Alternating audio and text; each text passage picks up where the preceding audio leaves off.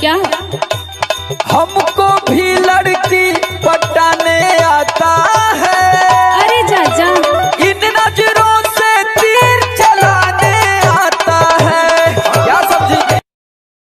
तो का तोर आरती उतारी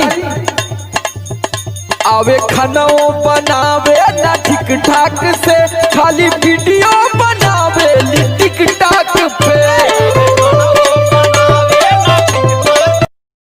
जी होंडा सिटी के अगला सीट पे बैठा तारू ये भाऊजी, पिया मिलल पर धनवा यही से ऐठा तारू ये भाऊजी, पिया मिलल पर धनवा यही से ऐठा।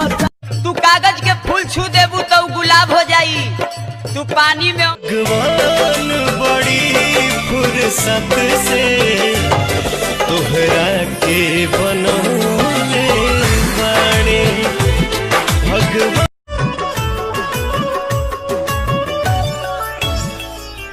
लोगवा के बतिया कई दिहल तो सही, देबू तू धोखा कबो सोचले न रही।